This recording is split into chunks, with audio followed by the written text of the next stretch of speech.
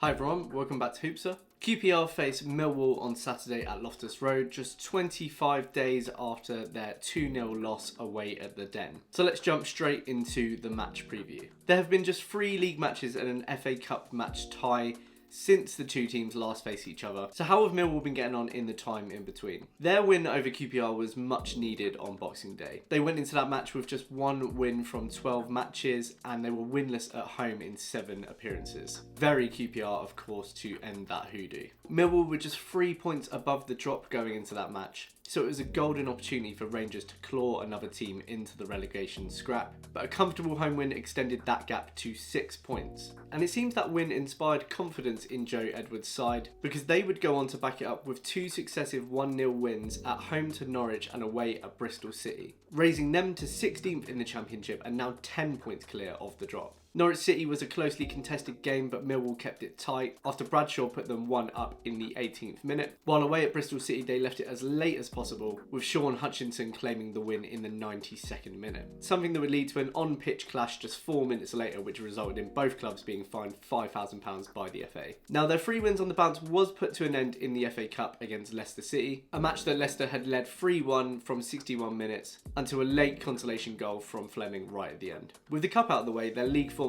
also took a hit, with a 3-1 home loss to Middlesbrough last weekend. A match they will have been disappointed to lose after going a goal up in 10 minutes via Joe Bryan's excellent curled finish inside the box. Engel equalised before the half was out though, and on 58 minutes Bryan would do damage in his own box, with his failed clearance heading the ball straight into the path of Isaiah Jones, who would take the lead for Middlesbrough, before Marcus Forss would make it 3-1 on the 95th minute. So what can we make of Millwall's form since we last played? Both were sides struggling for league form going into our match on Boxing Day, but Millwall have kicked in when it mattered and dug themselves out of an increasingly tricky spot. In essence, they've done what QPR are really struggling to do. The interesting thing is, despite this uptick in form, they still haven't been scoring a rake of goals, which was a problem heading into our last meeting, with just 1 goal scored in each of their previous 3 league matches. That was enough for wins against both Norwich and Bristol City, but as soon as they went a goal behind against Middlesbrough, they didn't have enough firepower to get themselves back into the game. Now, this didn't exactly prove to be a problem against Rangers last time,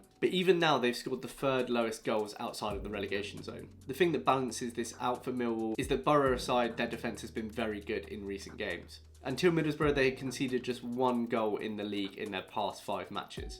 And for a team like QPR that has scored the 2nd lowest goals in the division, that is very bad news. Adding to that bad news is the reported loan signing of Japhet Tanganga from Spurs, Millwall's first acquisition of the January transfer window. He returns from a loan at Augsburg, where an injury and change of manager meant that he didn't make a single appearance for the German side. But you have to think that a young, athletic centre-back with experience in the Premier League at various youth levels for England will bolster an already very tight defence. Now QPR of course haven't made any signings this month and will not be active in the transfer window according to new CEO Christian Nauru. And after losing their opening 3 matches in a calendar year for the first time since 1991, QPR would be very much hoping they can turn their fortunes around against Millwall on Saturday. Rangers are on a run of 7 league matches without a win, our 2nd worst run of this season after 12 matches without a win until the Stoke home win. The lack of a clinical goalscorer was more pronounced than ever against Watford last Sunday, a match which saw QPR have 16 shots and lose 2-1.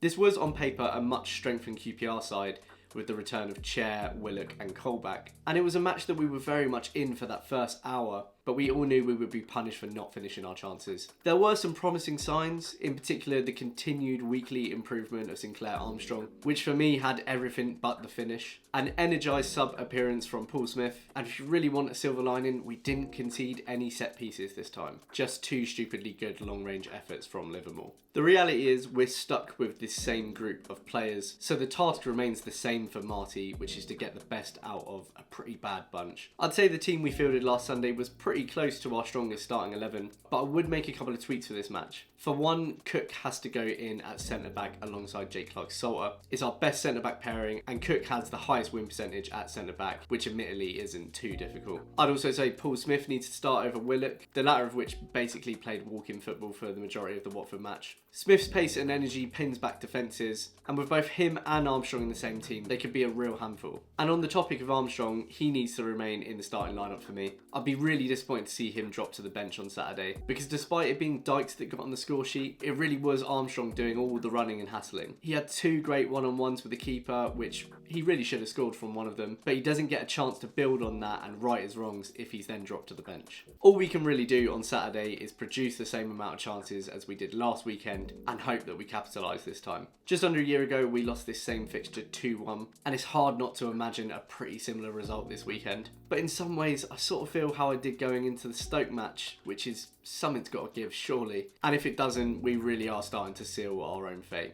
I'm going to go for a deluded 2-1 to QPR. Let me know your predictions in the comments below. If you've enjoyed the video, please do hit like and subscribe. It really helps me out. And I'll catch you this weekend for my post-match reaction. Cheers.